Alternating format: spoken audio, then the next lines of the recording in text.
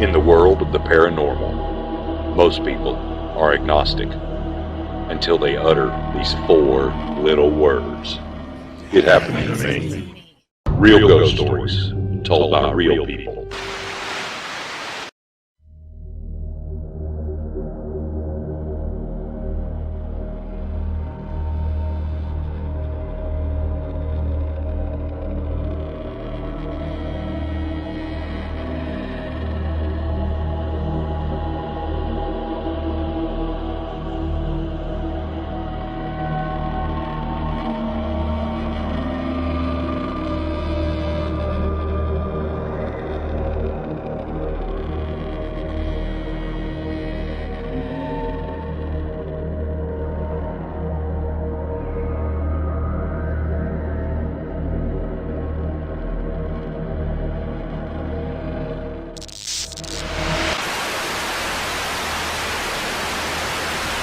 Yeah, so my name's John. I'm from Maryville, Tennessee, and I'm a world traveler, I guess, of sorts. And so, at the time this story takes place, I'm hiking, and I haven't been hiking very much. I'm trying to do all the 900 miles in the national park of Great Smoky Mountains in Tennessee and North Carolina, and so. I had some free time. This was in like August, and I'm looking at the little map, and I plan out my trip, and it's right beside Fontana Lake, and I'm thinking, okay, this would be good because it's like 90 degrees, and I said I can jump off into the lake or whatever, and take a swim anytime I get hot. So I didn't realize that the trail's actually most places 60 and like 70 feet above the lake, which is like a sheer drop off. So anyways, I go to Bryson City area in North Carolina and go up the trail to nowhere, or the road to nowhere, excuse me. And there's a tunnel up there, parked, went through the tunnel, goes down and hits Bear Creek Trail. Bear Creek Trail runs up to the top of Welch Ridge. And there used to be a fire tower up there. And in the little book that you can get that talks about hiking in the Smokies, it explains that there's an old shack up there. And in the book it says you don't want to spend the night in the shack because it has bat guano in it.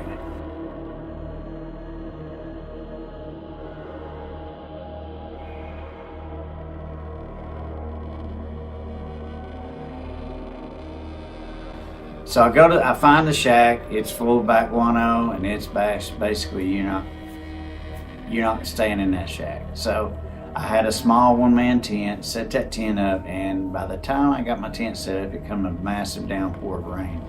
So most of the night I'm in the tent and pouring down rain, but I hear this. I think it was sometime around 1 o'clock in the morning, I hear this voice saying, "Go home. You need to go home. It's dangerous up here." And I'm like, well, it sounds like a park ranger or something, It's like a white man's voice, sound like middle 30s or whatever. I think at this time I'm probably in my 30s or so. And I'm like, so I unzip the tent and I look out and there's nobody there. So I get a flashlight and I look all around. The area is kind of like right on top of the mountain. It drops off, so there's very little room for anybody to actually walk around or hide up there. So I get the flashlight and I'm looking around and everything, and I hear that voice, you go home, get out of here. And I'm like, so the rest of the night I'm kind of like not really sleeping good. During the night, I don't know what happened, but my eyes swelled shut. Pack up camp and head down. I head down Cold Spring Gap at that point. And it runs into Hazel Creek. It's been raining all night, and I knew there was a stream crossing on it. I didn't think much about it. Got down there, and the stream's actually really, really flooded. So I had to basically, strip everything down and cross that creek in my underwear with everything on top of my head. And I hit Hazel Creek, put my clothes back on, get dried off. And as I'm hiking down Hazel Creek's actually an old logging road and there's several different campsites along that road, and the rangers still actually use that road or trail. It's actually a trail, but it's a flat logging road. It's actually an old rail bed, so it's got a nice grade to it. It's not real steep. It's still really wide and maintained. And so as I'm walking down through there, I start running into seeing these tin cans of tuna every once in a while hanging in the trees, and I'm like, I wonder what this is about, you know? I mean, because I'm like several days from any kind of, when you're walking back in there, you're several days from getting out. So I'm like, why would somebody be hanging tuna fish up in the trees? So it rained most of that day, and I'm sopping wet. So I get to campsite 84, I think it is, and it's right across from Bone Valley Trail. And I noticed there's several tin cans hanging in the tree, and my shoes are sopping wet. So I'd started a little fire, and I'm trying to dry my shoes out, and I got a little small hiker's stove, and I heat up some water, and I'm gonna fix me some ramen noodles. And it's cold. I was cold. Even though it was in summer, it's been raining all day, so I'm cold. And I'm trying to warm myself back up. And I'm sitting there, and I've got my map, and I'm looking, and I'm eating my soup, and I hear this twig behind me break. And it's one of them things, you know, you think of the guy coming up behind you or something. So I turn around, and it's a black bear. Is it just us, or is the scariest thing about cable paranormal television is how boring it's gotten? Maybe if you feel bad about something you did, you could flicker that flashlight or something. Introducing ASY Paranormal. Non-stop paranormal programming for those of us who love things that go bump in the night. Ghost investigations, psychic readings, stories about the occult, cryptids, UFOs, podcasts, monster movies, independent movies, avant-garde programming, and the list goes on and on. Starting in January 2019, and it's going to be available online on Roku, and in the future Apple TV and Fire Stick too. ASY Paranormal is not just for those people that love to watch scary TV, it's also for those who love to make scary TV. Come one, come all. ASY Paranormal is going to have you so scared you'll be running down the hall. And if it rhymes, it's true. ASY Paranormal. Real scary.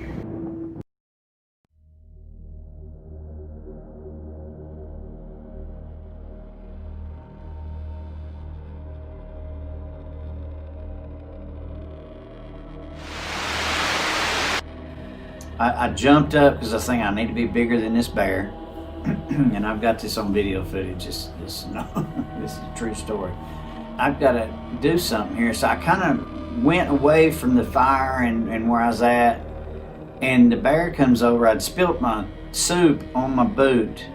And the bear smells the soup, I'm guessing. And he grabs that boot and he takes off with it. And I'm like, this is the only pair of shoes I got. I'm like 4 days from my truck. I gotta have that shoe. So I grabbed a video camera and I take off running after him. And I had some hiking sticks, and I go up behind the bear and I hit him with the hiking stick. And not thinking about, you know, it's a bear, you dummy, you know. So I'm like, I hit the bear with the hiking stick, and he drops the boot and he takes off into the woods. And I'm like, man, I can't believe that just happened. So I'm shaking. I've got the video that I'm shaking on the video. And so I leave the video running, and I go back to my backpack, and I'm just slinging everything I can sling in that backpack, and I'm trying to get my shoes on, sling that stuff in the backpack. And when I get home, I'm showing my wife the video, and we're looking at it, and she's like, the bear's like right here circling me. And I didn't realize that while I was there, but the bear actually was circling where I was at and came up behind me. And while I packed all my stuff up, put the fire out, and took off down the road there. It's at Hazel Creek, which actually, like I said, an old road. And that bear follows me for a long ways. And I keep thinking in the back of my mind of how grizzly bears, you know, will get a taste of blood, and they look at you and come after you or whatever. So that's what's going through my mind. So I walk down the road, and that road is part of an old rail system. So it's kind of got really gradual turns in it and a lot of straightaways. So as I'm walking down that road for several miles, I look back, and as I'm turning the curve, the bear is coming down the trail behind me. And he's probably a good mile or so, half mile, he's probably about a half mile behind me. I can just barely see him. So as I come up, it's a mile or two, he follows me. And as I come up to this big old bridge, this was back in 2004, 2003 probably.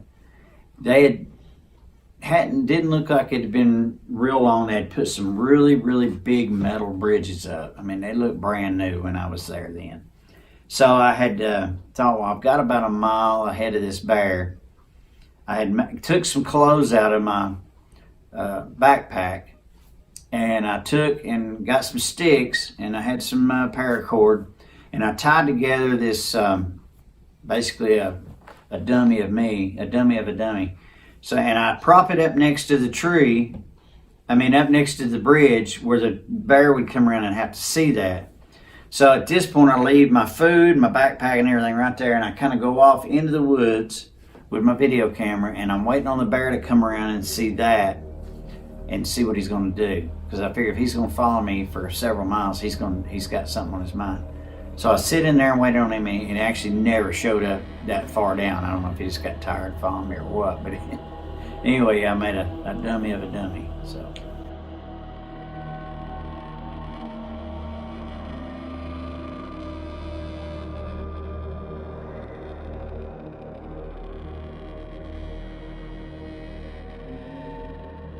So I walk the biggest part of that day, and I go to where the old town of Proctor is, where Hazel Creek actually comes out into Fontana Lake. And there's the old logging mill there, and there's some old areas where they used to put the logs in when they used to have water in them, and they put the logs in there when they brought them down off the mountain. So I was kind of real upset about that bear. And at this time, I didn't drink a lot of beer or anything, hardly ever.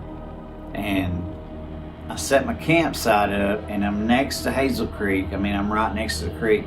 And somebody had actually put river rocks and piled the river rocks around a circle, and there's 2 metal cans of Coors Light floating in there, which Coors Light sucks, by the way. So anyways, I went and camped and set my camp up and ate and everything, and I'm kind of looking back over the video footage of the bear, and I'm kind of freaked out, and I'm like, I'm never going to get a night's sleep here. So I actually went down and got those beer out of the creek and popped them open and drank both those beers, and while they were there, I have no idea, but it was kind of funny because it was like, here's this circle in the river with these 2 beers in it.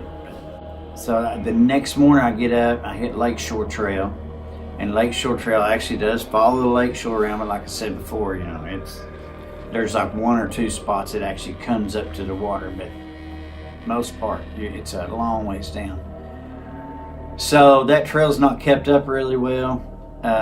There's a lot of old houses and stuff on that trail from where when they flooded the lake, the government actually purchased or seized, or however they got that property. Anyway, there's a lot of stuff left. The old home sites and cars are still there, but the trail's not maintained real well. It's like trying to fight through grass quite a bit.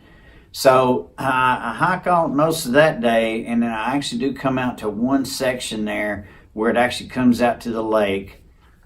And I come out on the lake, and I'm kind of looking around thinking, man, it's nice to be out of the woods. It's hot. I'm going to go there and get some water. And I step on something that's really, really funny, and I'm like, what in the world is that? And I look down, it's a big old rattlesnake. So at that point, I realize my wife is in Nashville with my son. They had left before I planned this trip.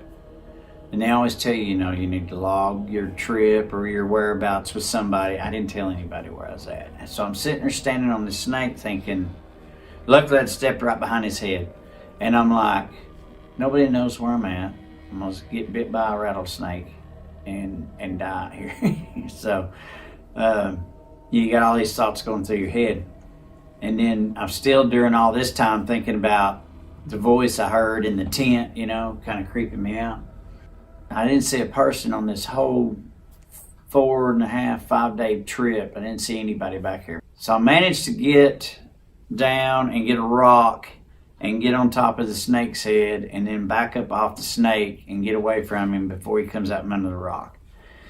So kind of shaky about that the rest of that day, and I go on up and I continue up Lakeshore until I get to till I get to campsite 98.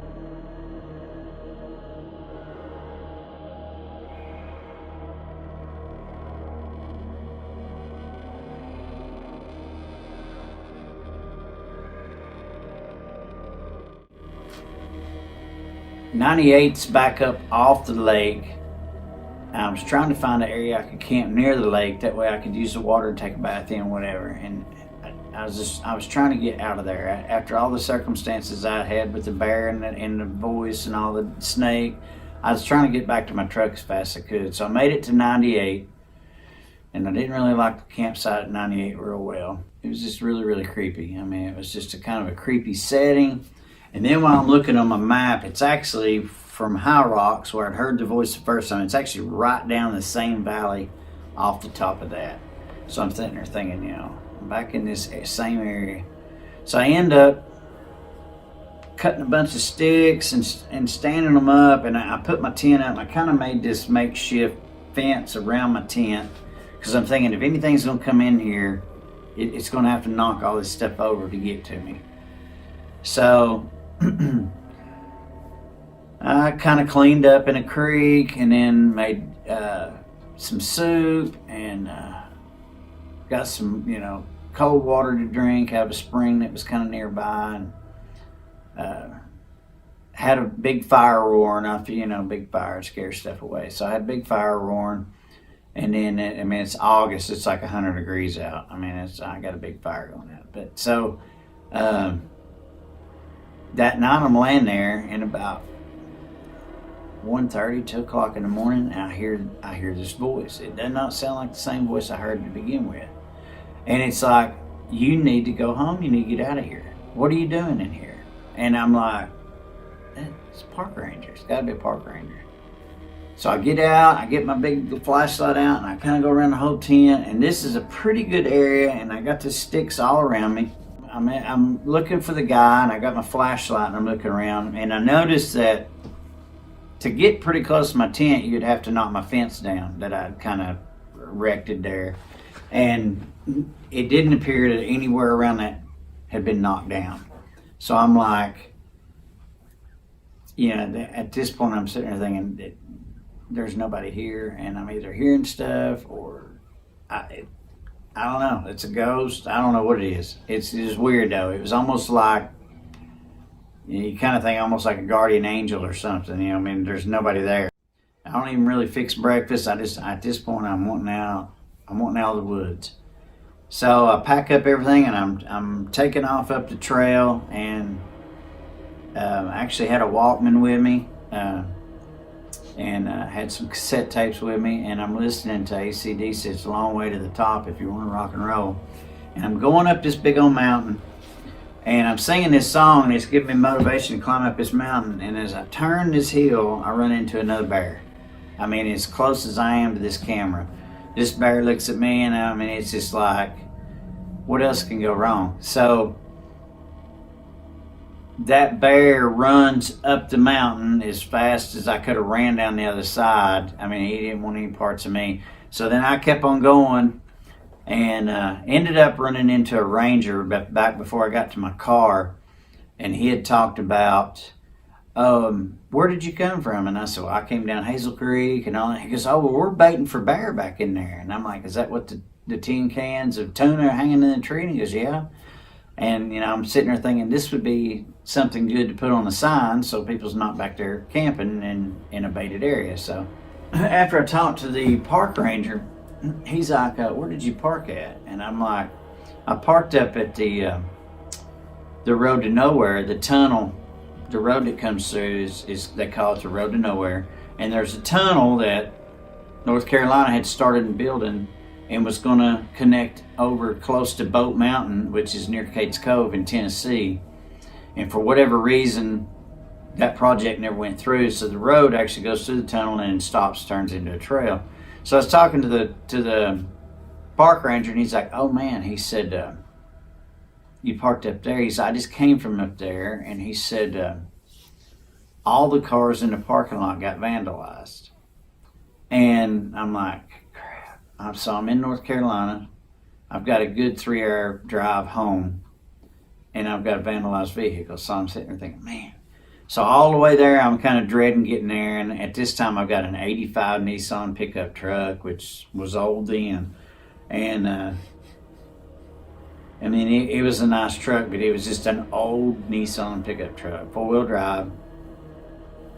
So I'm sitting there thinking all the way back, man, my truck's gonna be tore up, and the guy told me all the windows got busted out of everybody's vehicle. And I'm like, it looked like it was gonna rain again, so I'm like, I'm gonna have to ride home with no windows if I can get it running at all. So I get back to the parking lot, and there's a bunch of church buses that had pulled up there, and somebody had took spray paint and painted all over the church buses, busted all the windows out. There was 2 other cars there. The windows had got busted out, and I go to my little old piece of Nissan pickup truck, and it ain't got a scratch on it. No windows busted out of it. It started right up, and I come home, I'm sitting there thinking, I got the only car in the whole parking lot that didn't get vandalized. So I don't really know. Yeah, I was in that situation for 4 days, and with them baiting the bears and everything, I didn't realize. I look back on it, hindsight's 20/20.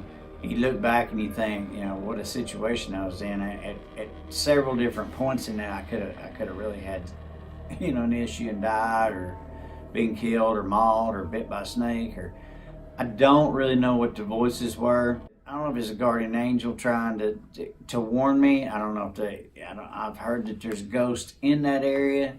Later, after that, I didn't know at the time. I don't know if it was, a spirit on the mountain trying to warn me, or, God himself saying, you need to get out of here. But it was a strange situation. It was probably being on that side of the screen, look at me, you think, you heard about this crap, you were drunk or whatever. But it was kind of a surreal situation. I mean, you hear somebody plain as day talking, and then you look and there's nobody there.